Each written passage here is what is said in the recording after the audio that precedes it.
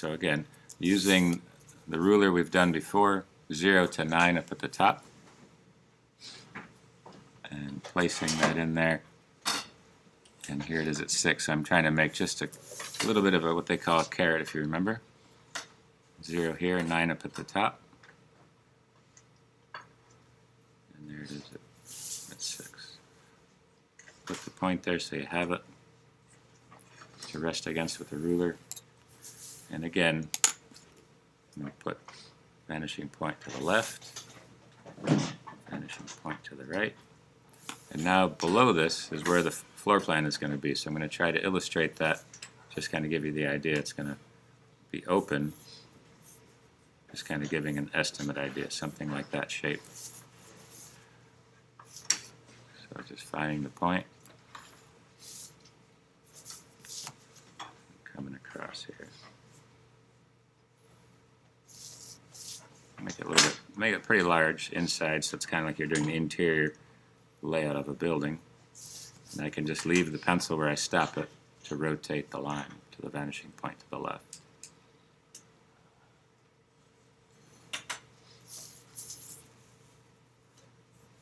And it's going to the right. So you can see that's the open part of the front of the building.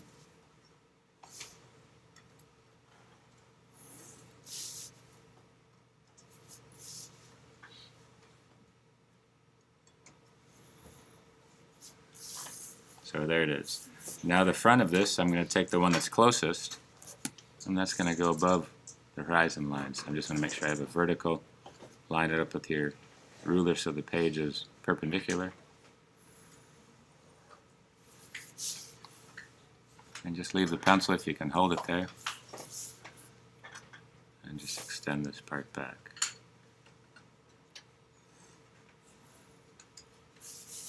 There it is from the front. Here's this one from the foreground. Line this piece up.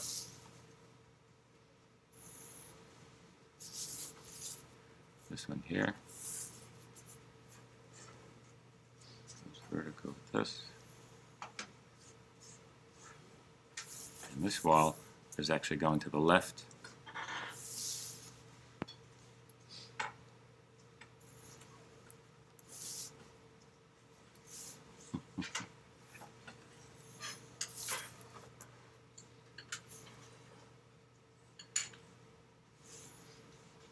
So now I have, this is the floor plan. You can see the L shape.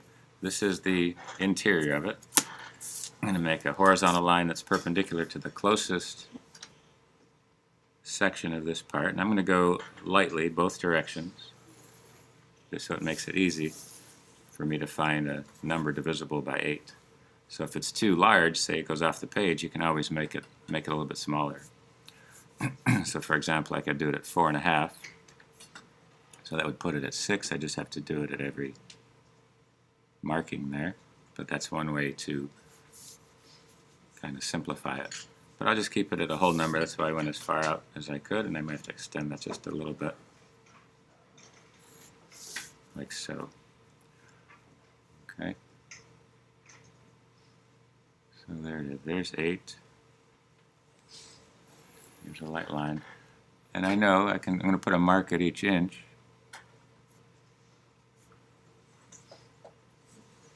And I'll just do the part that I need right now. This is going to be horizontal, so I need one at 7. So I'll work them all down because I may use these lines again.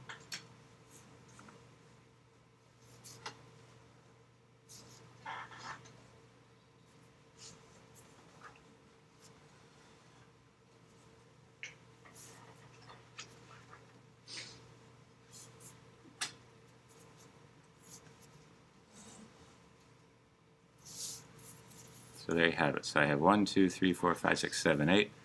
And it calls for creating the top of the door at 7. So here's a 7-foot line right here.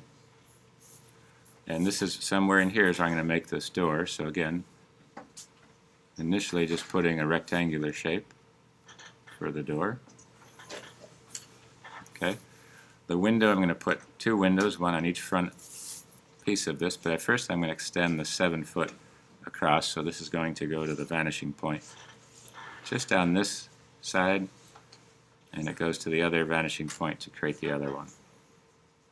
Okay, and I'm going to continue to wrap it around just to give myself that spot there, so if I want to measure else pieces there. So now I have this at 4 foot, so 1, 2, 3, 4. Here's a 4-foot measurement. And so somewhere along here, this is where this window is going to be. So I'm just going to create the shape of it. So that's the space for the window right here. And the other one's going to be 3 feet, so I just have to transfer the measurement over. So here they're all lining up at the top. Door, window, here's the next window. I'm just going to measure down 3 feet. Transfer this over.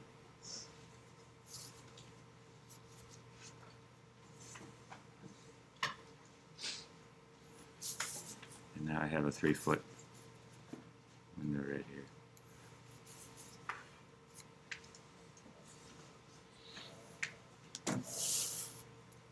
And basically that's the beginning part. So I'm just going to heavy this up, but then after that is to try to add some extra details to try to put this together. And instead of making the thick and thin lines right away, I'm just going to keep it as a thin pen line.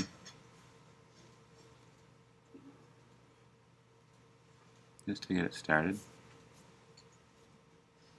So you can see the windows themselves, and some of these may stay or be drawn over the top.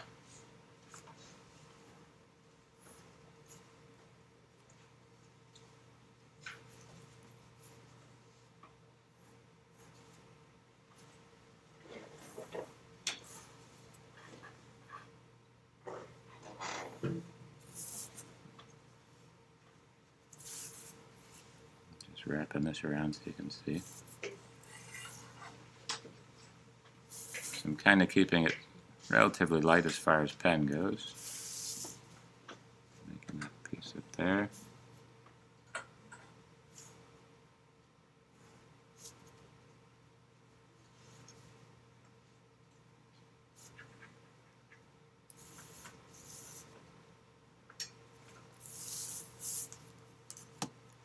And the base. So there you have the initial start of this design, and now it's saying what can you do to the rest of this to add some different details into the piece. So we'll leave it just to that part first, and then see if you can add things to that, and I'll demonstrate that too.